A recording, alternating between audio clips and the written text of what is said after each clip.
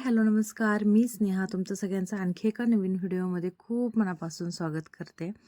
तर दुपारी हम्पीचे सगळे लोकेशन बघून झाल्यानंतर जेवण वगैरे केलं आणि मग संध्याकाळी तिथे वेळ होता, तर मग आजूबाजूचे 1-2 लोकेशन होते, तर त्याच्यामध्ये आम्ही प्राणी संग्रहालयात जाण्याचं ठरवलं.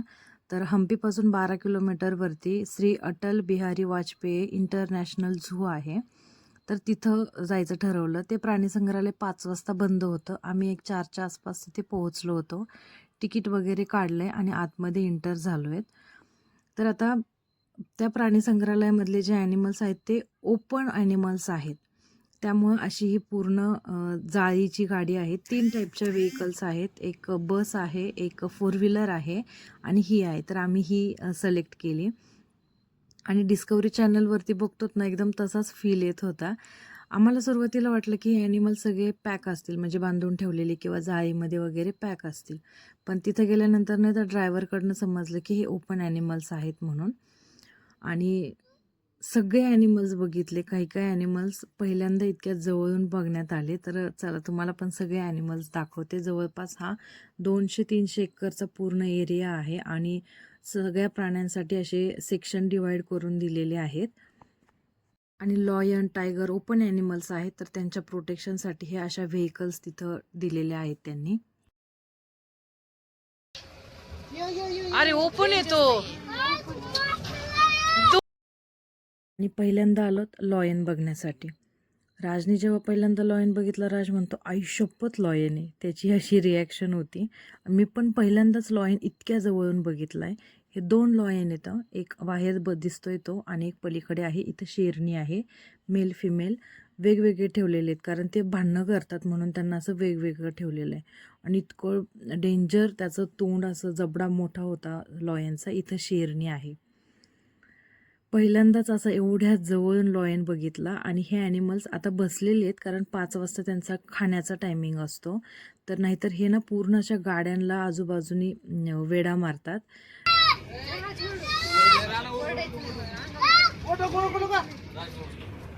त्यानंतर दुसऱ्या पॉईंटवर आलोत टायगर बघण्यासाठी. आता इथे पाणी पितोय टायगर. 3 टायगर होते. एक हा समोर दिसतोय तो पलीकडे व्हाईट कलरचा आहे आणि आणखी एक पलीकडे आहे. त्या 3 वाघांचे नावं आहेत. हा जो बाहेर फिरतोय त्याचं नाव आहे वायुपुत्रा. आतमध्ये जो आहे व्हाईट कलरचा त्याचं नाव आहे अर्जुना. आणि त्याच्या पलीकडे एक आहे, त्याचं नाव आहे रेवा. जो पलीकडा आहे तो 6 वर्षाचाच आहे फक्त, पण इतका मोठा येतो. त्यांच्या समोरचे 2 पायांचे पंजे, हत्तीचा बेबीचा पाय केवढा असतो सेम तेवढा त्यांचा पाय आहे.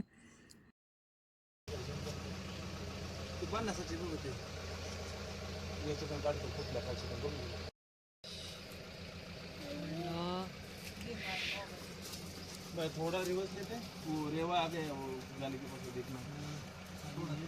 ठीक है चलो बस इतना ही एक बार सर ना आतलंच बघ केवढा आहे ती दीदी आतलंच बघ की. त्यानंतर आलोत काळवीट, हरिण आणि मोर हे बघण्यासाठी. हे तिन्ही एकाच ह्याच्यामध्ये ठेवलेले आहेत, मोर, काळवीट आणि हरिण.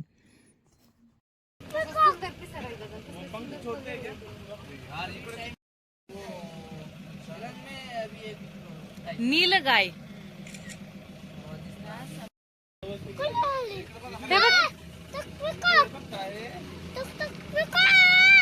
पिकॉक पण आहे आणि हो हरिण पण आहे. डिस्कवरीच्या ह्याच्यात आल्यासारखंच वाटायलंय.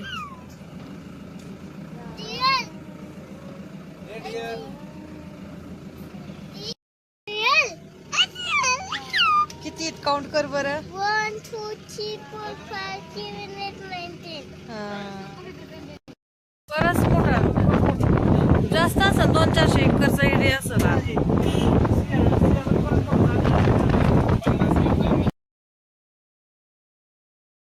आता ओपन ॲनिमल्स बघून झाल्यानंतर मग इकडच्या सेक्शनमध्ये आलो, तर तिथे ॲनिमल्स असे बंद करून ठेवलेले आहेत. म्हणजे लांडगा, कोल्हा, शहामृग असे ॲनिमल्स. त्याच्यामध्ये काही बर्ड्स पण आहेत, काही ॲनिमल्स पण आहेत. तर ते एक 2-3 किलोमीटरचा एरिया आहे. तर तो असा शेजारी शेजारी सगळे ॲनिमल्स आहेत. तर ते पायी फिरावं लागतात, त्याच्यामध्ये गाडी आतमध्ये येत नाही. लयच मोठा शामरुग आहे हा. सगळ्यात जास्त फास्ट रनिंग करतो. हो.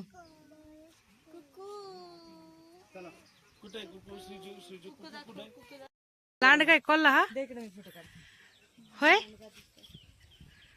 लांड काय का याचे काय फोटो काढायचे.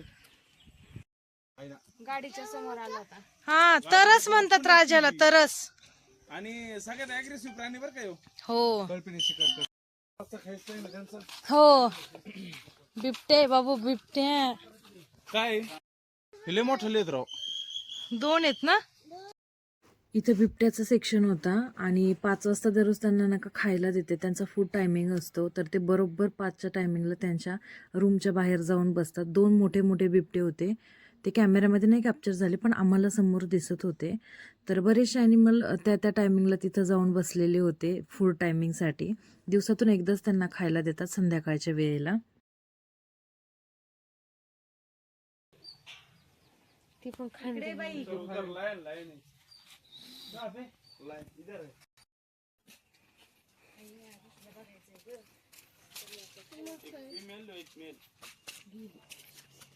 जा रे के अंदर वो अभी अंदर जाता सब. अरे वो खाना डालने को गया शायद उधर. खाना केवढा होता टायगर. ते लय मोठा झाड. कोणत्या दिला समोर.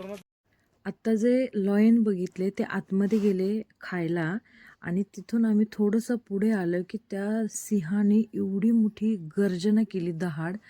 तर ती आम्हाला इकडं बाहेर ऐकायला येत होती. तर आमच्यासोबत जे त्यांचा एक गार्ड होता, तर तो सांगत होता की 1 ते 1.5 किलोमीटरपर्यंत त्याची ती दहाड ऐकायला जाते सिंहाची. कशी करते रे ती. फिरू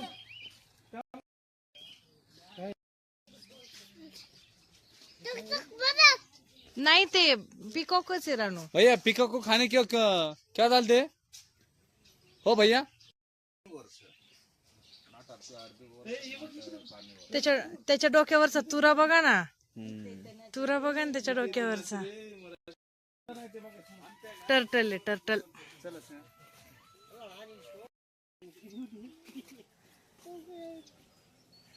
इथं एक आहे. तिकडं 2 येतात. 1 2 3 आहेत. दिसली का. 1 2 3 3 3 3. अरे ही लय मोठी आहे सगळ्यात. काय आहे रस्ते.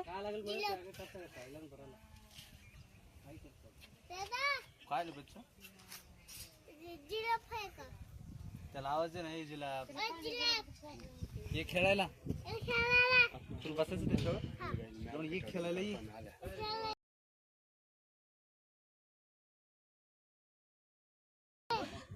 इधर आओ. केवढी मान आहे त्याची बघ ना ते.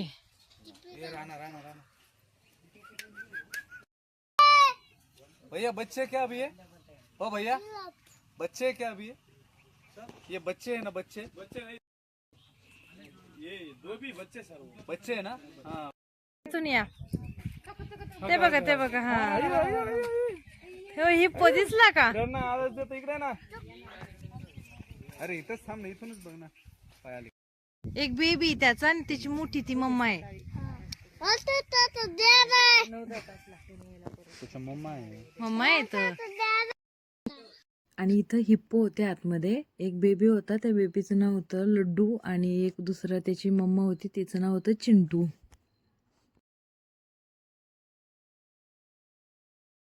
आणि प्राणी संग्रहालय बघून झाल्यानंतर ना मग निघालो रूमवरती. तर ही तुंगभद्रा नदी आहे. सगळ्या हम्पीला पूर्वीच्या काळापासून पाण्याचा पुरवठा याच तुंगभद्रा नदीतून केला जातो.